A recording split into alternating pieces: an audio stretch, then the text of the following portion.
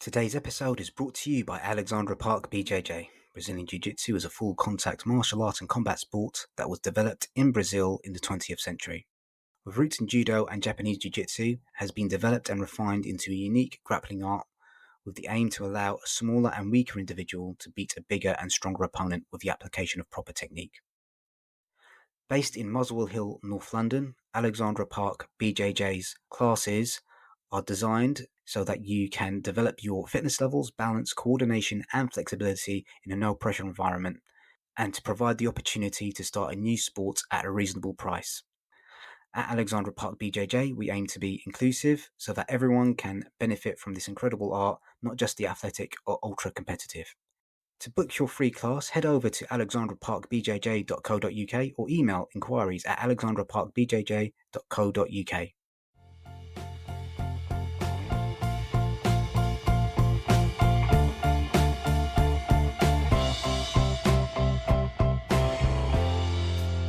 Welcome to Audiobookish, an audiobook review and discussion podcast looking at audiobooks both big and small, as well as radio plays, narrative podcasts, anything audiobook-ish. This podcast may contain spoilers, rants, curse words, mispronunciations of names and places, and more.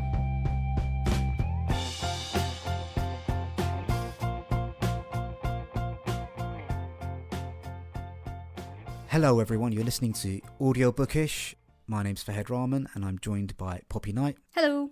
And this is the second in our specials about the British Audio Awards, discussing the audiobooks on the Best Audiobook Non-fiction memoir shortlist. And the books that we're going to be discussing in this episode are Patriot by Alexei Navalny, Still Beautiful by Katie Piper, and The Lives of Lee Miller by Antony Penrose. And we're going to discuss the books in the order in which they appear on the list. So we're going to be starting with Patriot.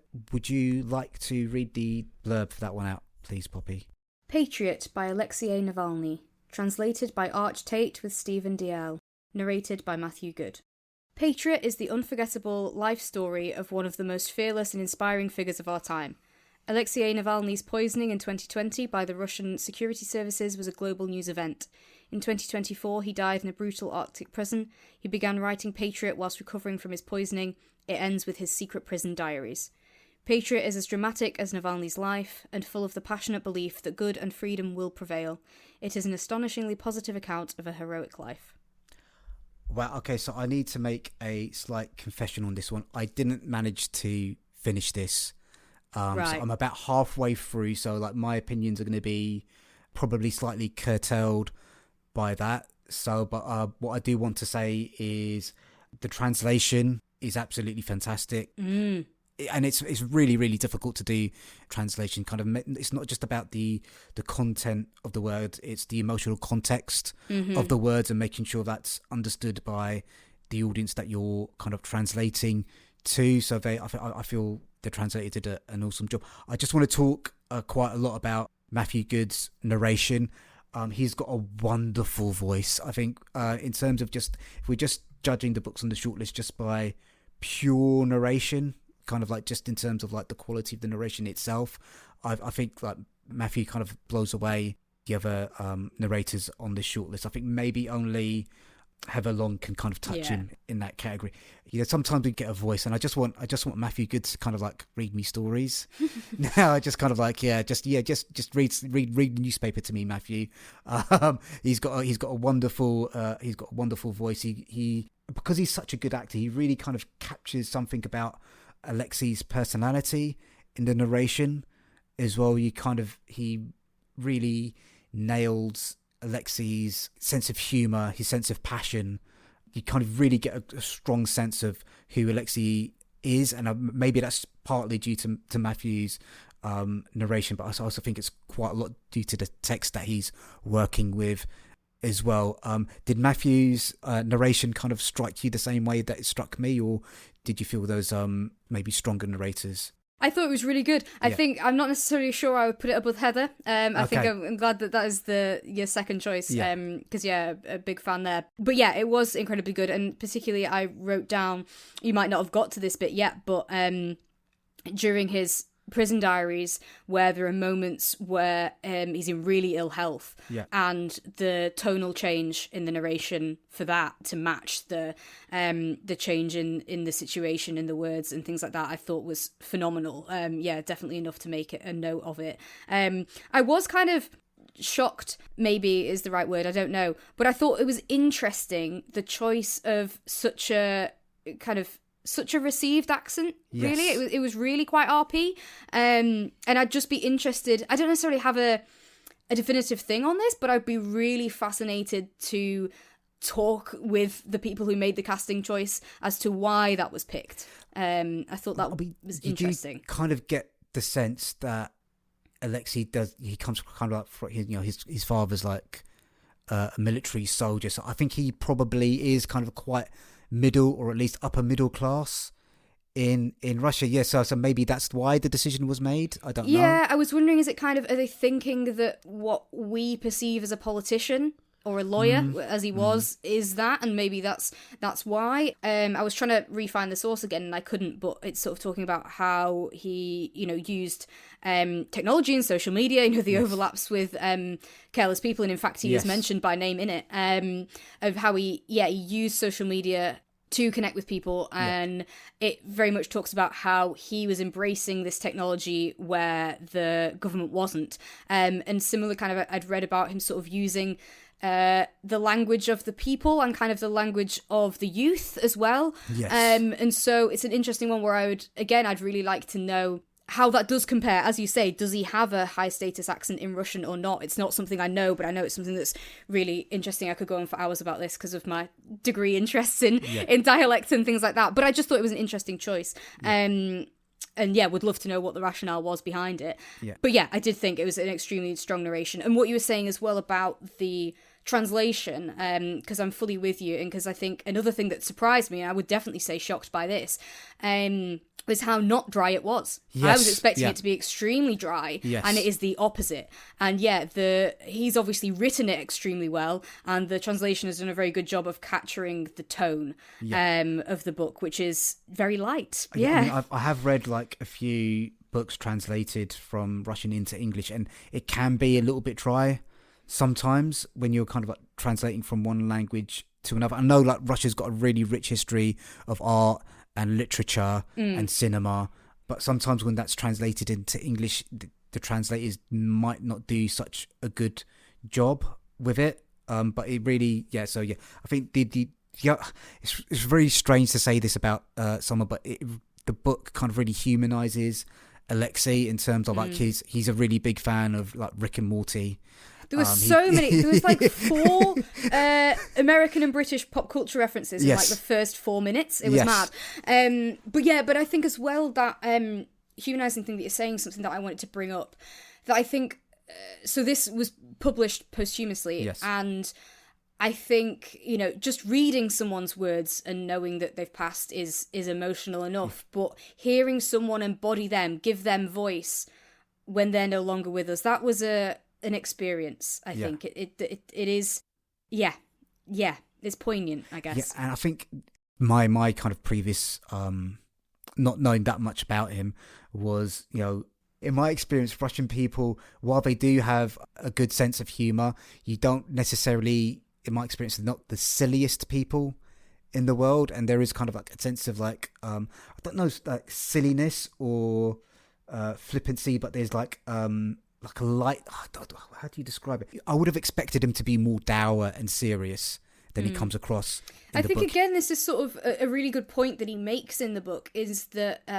partly how Russia and the Russian people are presented internationally. The picture that our government and our media and all sorts of things like give us, for what actually we see on the outside and the impression that we create. But also his very important point that that I really love, and sort of connected to the title of the book being Patriot. He sees a real division between Russia the country and Russia the state, and similarly Russia the government and Russia the people, and that they are not the same. And that the people are really not, as we then perceive the country. The country is not as we perceive the country, because there is that real divide. And I thought that was a really interesting thing, really. Again, kind of just did to compare this to other books that are on the shortlist. One of the other things that kind of it did remind me of, and again, I've not finished the book, was he talks a lot about how Russia gets to the state that it is in at the moment, and it did remind me a bit about Careless People. You do get a really strong sense from Alexei that it doesn't need to be this way. It didn't need to be this way.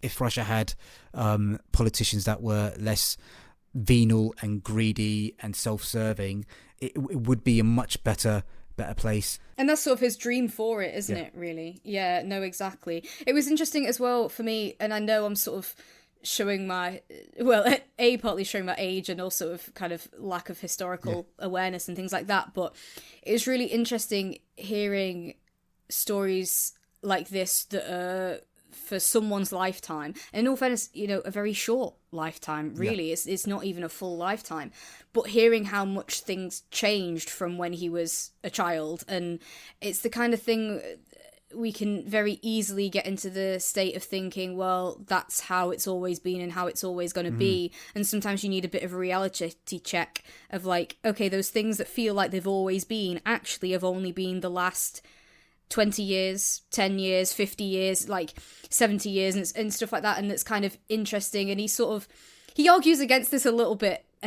later on at the end, sort of saying, you know, you can't just think things are inevitably going to change, and, you know, a lot of these governments and things have been there for centuries, and that doesn't necessarily, you can't count on things changing. But I guess I did take some optimism out of it that I think is important for that reality check to me, that things can change quite quickly, really, when it feels at the moment like things aren't changing quickly, or certainly not in a good way. Yeah, I think there's a phrase that I heard recently. It's like an overnight success, 30 years in the making. So like change that, and I think that's kind of like a similar sort of thing that Alexei does kind of like talk about in the book, especially with the collapse of like the USSR, where he says like it might have seemed like that happened really quickly, but it was like brewing for a very, very long period of time. Again, like my perspective on this is going to be a bit limited, but what I did listen to, where I've got to is where he's been arrested and he's kind of having the show trial at the moment. So that's how far I've got into. But up until that point, I think the writing is really good. I think again I've kind of waxed lyrical about Matthew's narration as well. Again, a really, really strong contender on the shortlist. Yeah, those first four titles I think that we've kind of discussed are really, really strong contenders. Do you have any kind of closing comments that you'd like to make? Just echoing yours, really. And yeah, it's one that I'm really glad that I listened to, that I really, we talk about this a lot, enjoyed seems like an odd word, but actually in this, because he was making so many jokes and so light, that I think I actually did enjoy it. You know, there is again some heavy stuff in there, absolutely, but I think it's a fantastic book. Yeah. I mean, even in like in the previous episode we discussed Careless People, I found that to be kind of quite a funny book. I found there was like some quite farcical things in there, and even in I'll Never Call Him Dad Again, I did find a couple of like funny bits. But yeah, it's I would agree with you, kind of like Alexei's sense of humor, and his writing is really strong there. Yeah. Okay, so I'll read out the blurb for Still Beautiful, On Age, Beauty and Owning Your Space by Katie Piper, narrated by Katie Piper. Age is a gift not everybody is given. When a life-threatening acid attack left Katie Piper physically and visibly scarred at just 24, her approach to aging was irrevocably changed. She now sees each passing year as a reminder of the privilege of being alive.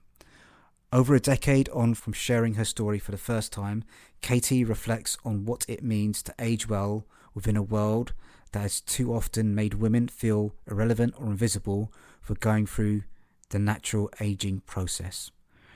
From how to know your worth to how to take up space in society that tells you to be small, this book will help you cultivate confidence you can depend on and find real beauty in getting older. Okay, so my first question to you, Poppy, is, without kind of talking to the quality of the book, is this a memoir?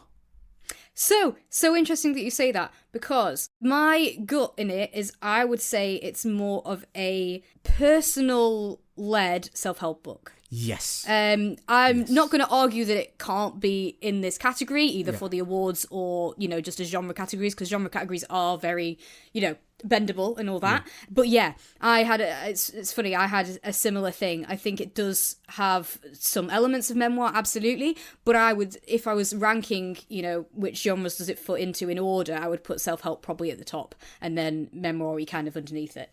Yeah, I mean, I think I would probably agree with that. I think I have read quite a few self-help books in the past, and some of them do have kind of quite a lot of biographical detail in this. So I do understand why they've put it in this particular category, but I do feel like it is more self-help rather than anything else. But I can kind of see why it fits in this category. Yeah.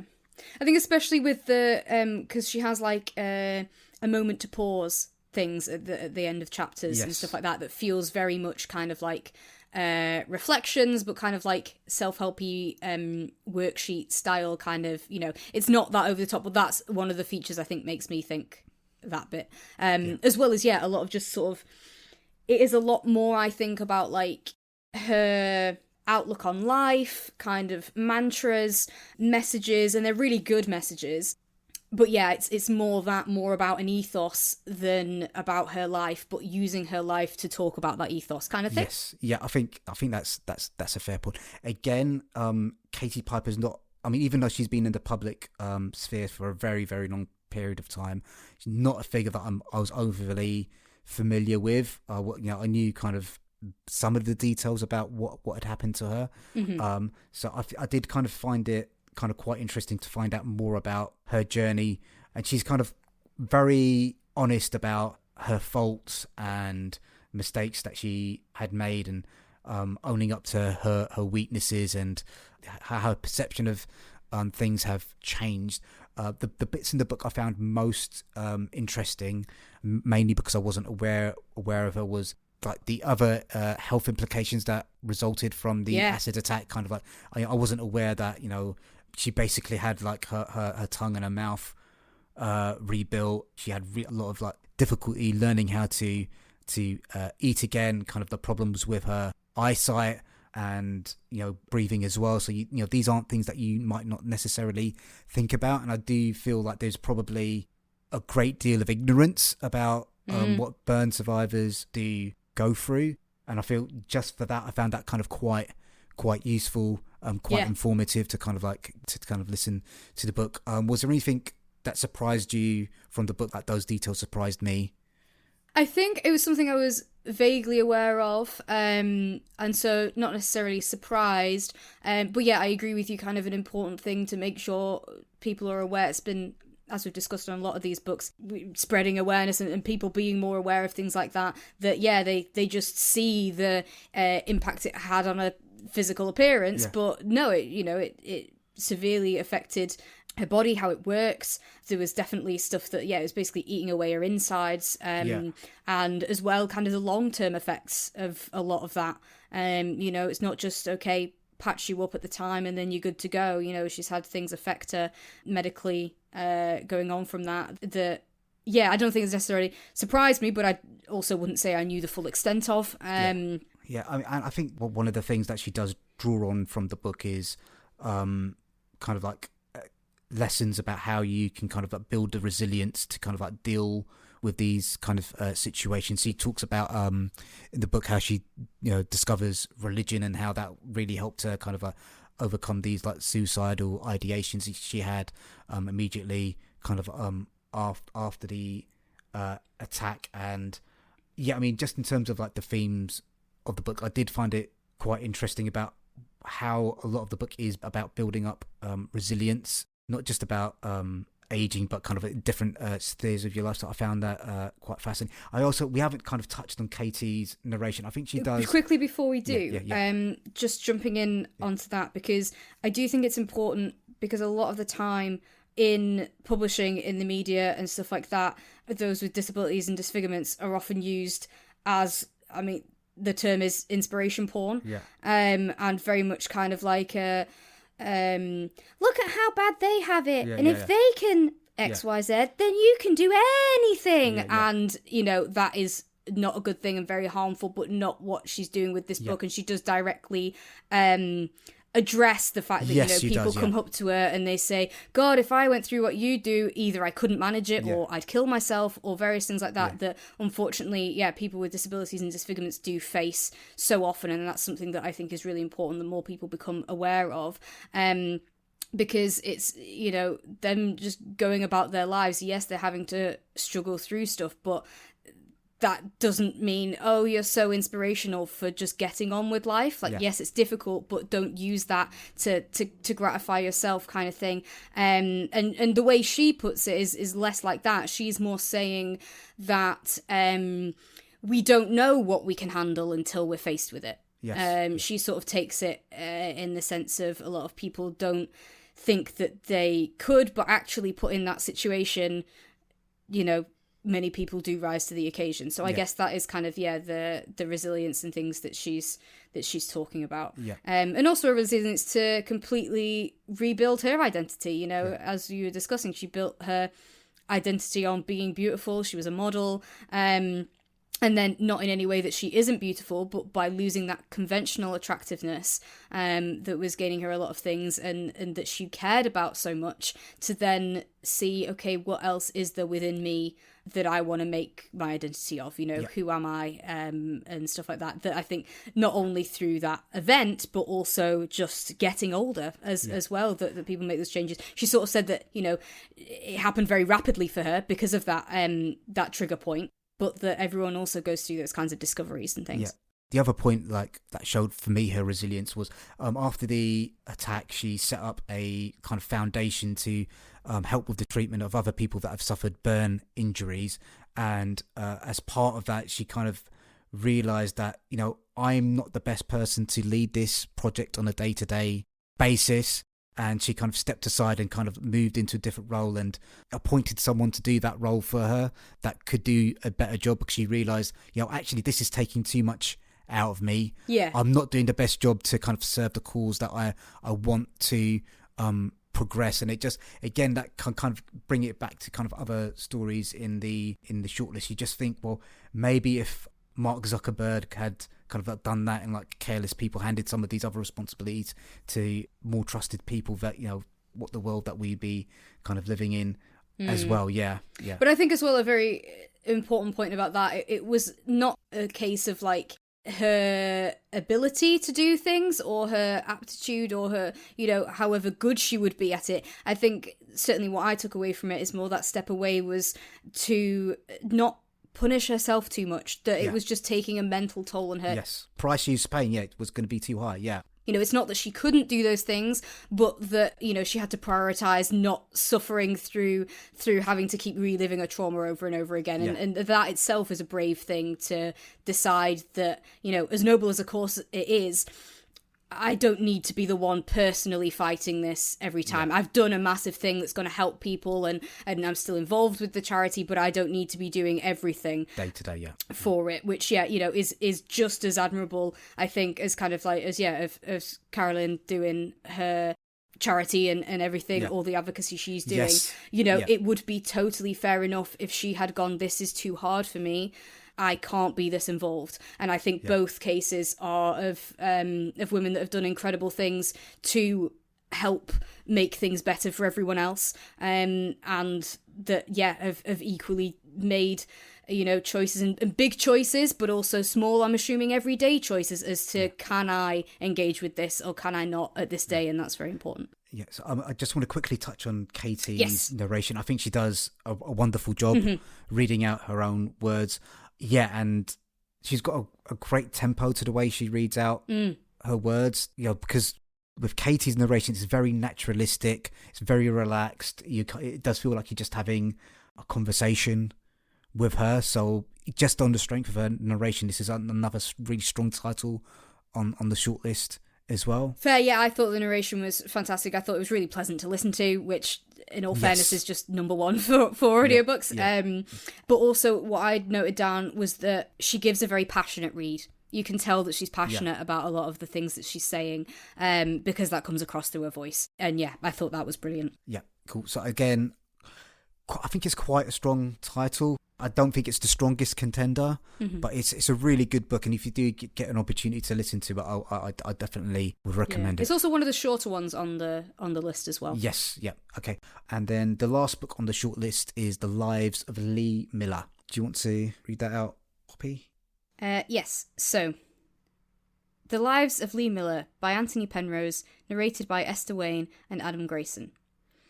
Lee Miller, 1927, New York. A classically beautiful young woman, she is discovered by Condé Nast, hits the cover of Vogue, and is immortalised by Steichen, Heuningen-Hühner, Horst, and other famous photographers. Lee Miller, 1927, Paris. Protégé and lover of Man Ray, she invents with him the solarisation technique of photography, develops into a brilliant surrealist photographer, and plays the statue in Cocteau's film Blood of a Poet. Lee Miller, 1939-45, Europe. Living at times with her future husband, the painter Ronald Penrose, she becomes a US war correspondent and covers the siege of Saint-Malo and the liberation of Paris. Her photographs of Dachau concentration camp shock the world. These are but 3 of the many lives of Lee Miller, intimately recorded here by her son Antony Penrose.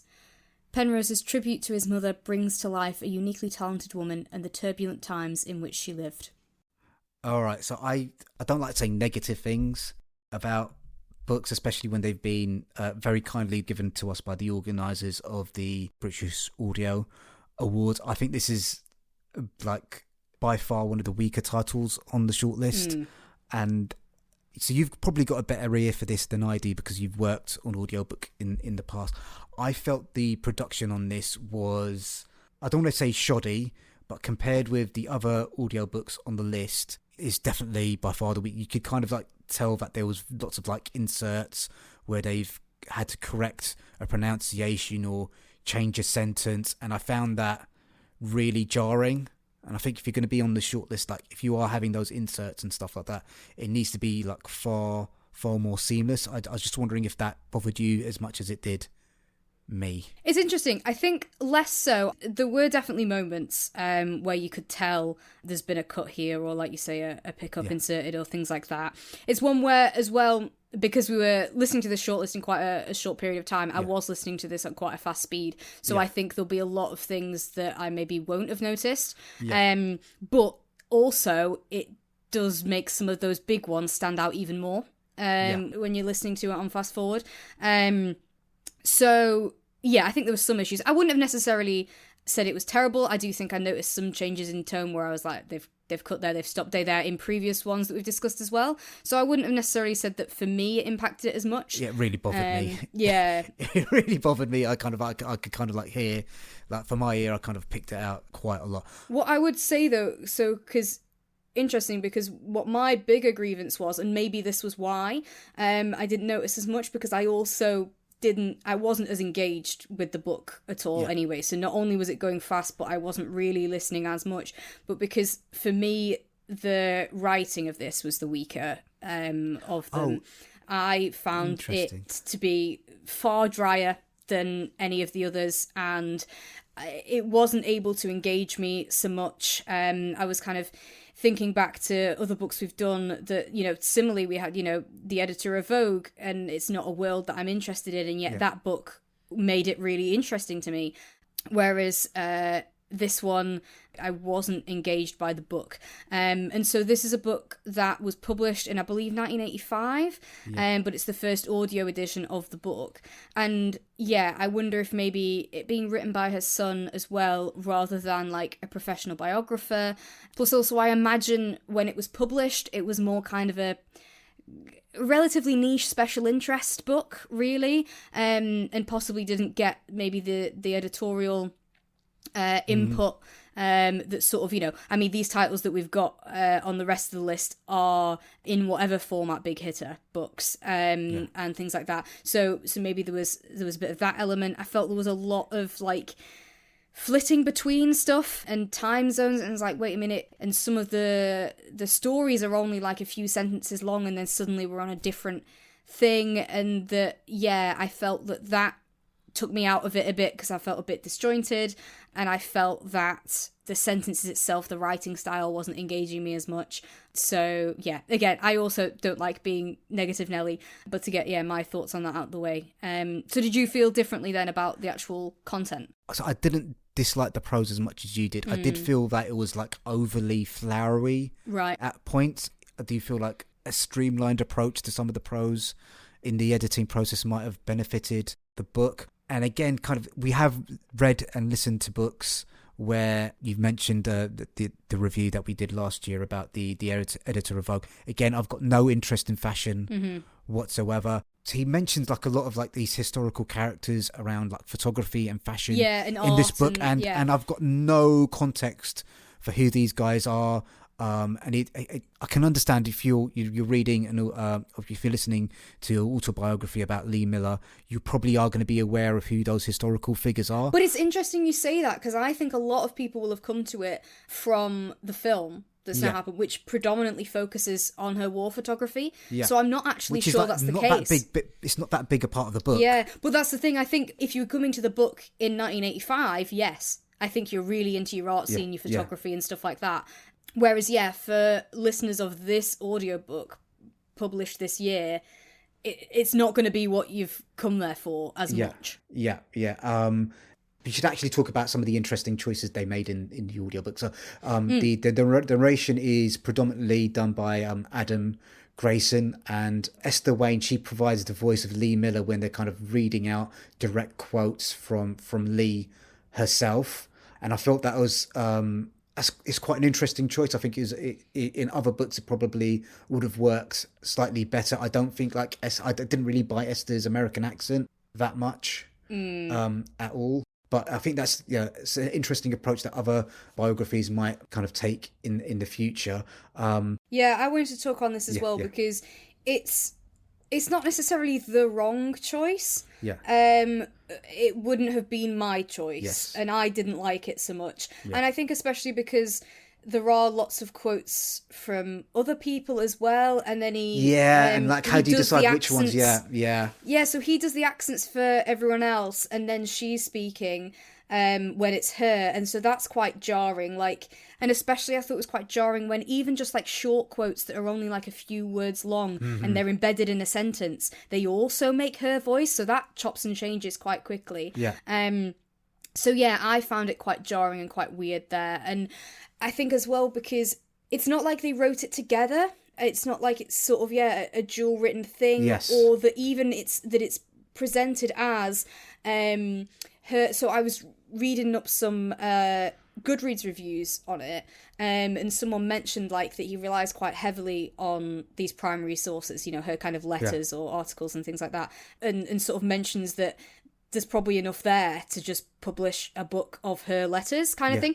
And I think if they'd made it kind of a dual edition thing that is like part biography and part her letters, and made something of that, then the two narrators would maybe work.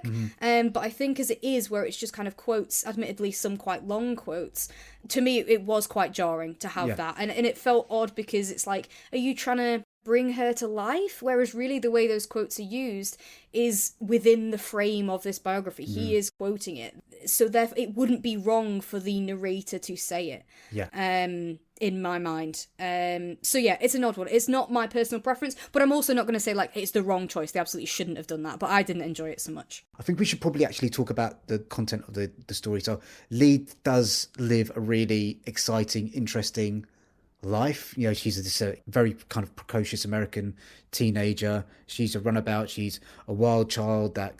Wild child's probably the wrong word, but she's someone that kind of loses, she kind of, how would you describe her personality?